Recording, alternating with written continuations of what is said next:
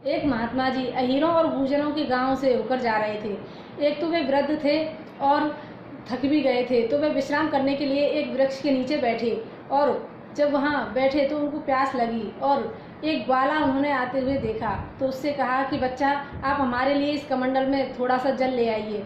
जब वह जल लेने के लिए जाने लगा तो महात्मा ने विचार किया, अरे ये राम नाम जपता भी है या नहीं, कहीं निगुरा तो नहीं है। तो उन्होंने पूछा कि बच्चा, आपने राम नाम की दीक्षा ली है, मंत्र लिया है? तो वह कुछ नहीं बोला।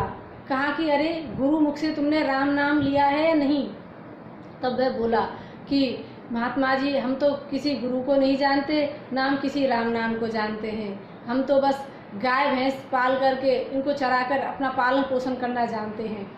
तब महात्मा जी ने कहा कि ठीक है, ऐसा करो, मेरा कमंडल वापस करो, मुझे तुम्हारे हाथ से जल ग्रहण नहीं करना, क्योंकि जो राम नाम का नहीं है वो हमारे किसी काम का नहीं, इसलिए ये कमंडल मुझे वापस कर दो। तब उसने वह कमंडल वापस किया। महात्मा जी स्वयं अपने लिए जल लाते हैं और ग्रहण करते हैं।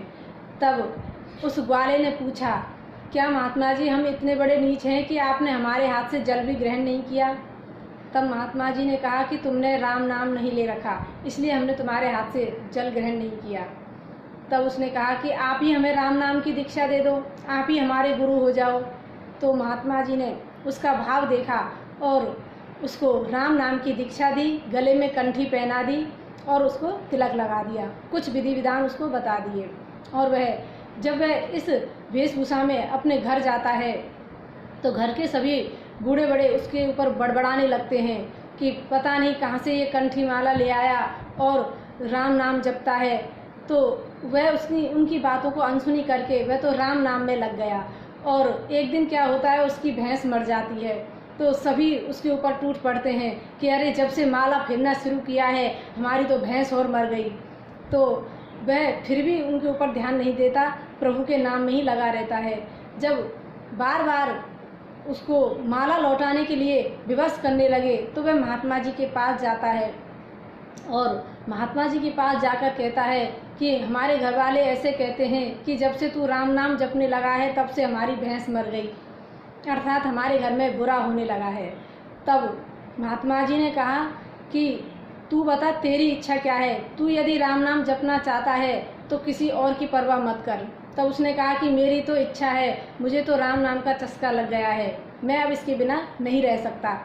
तो महात्मा जी ने कहा कि ऐसा करना, जब घर जाए तो उनसे बोलना कि देखो अभी तो भैंस मरी है, अभी तो भैंस ही मरी है, अगर मैं राम नाम नहीं जपूँगा तो सारा घर मर जाएगा। तब तो महात्मा जी ने ऐसी युक्ति लगाई और जब वह ग्वाला घर गया तो उनसे कहा कि देखो अभी तो भैंस ही मरी है, यदि मैं राम नाम नहीं जपूँगा तो तुम सारे के सारे ही मर जाओगे। तब डर के मारे वह कहते हैं कि ठीक है, तू माला लौटा कर मत आ और राम नाम जप। तो वह राम नाम में डूब जाता है और उसके देखा देखी उसके घर वाले भी भजन करने लगते हैं, कीर्तन करने लगते हैं और धीरे धीरे वह भी भगवान के हो जाते हैं।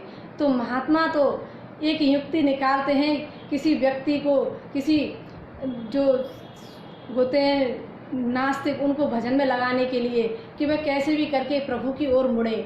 तो ऐसे ही उन महात्मा जी ने उस सीधे साधे ग्वाले से प्रभु का नाम दे करके प्रभु की ओर मोड़ दिया और उसे देख करके उसके घर वाले भी प्रभु के नाम में जुट गए। तो एक महात्मा ही है जो हमें प्रभु नाम में लगाते हैं और प्रभु के नाम में जब वो स्वाद आने लगता है, वह रस आने लगता है, तो हमें सारी दुनिया फीकी लगने लगती है।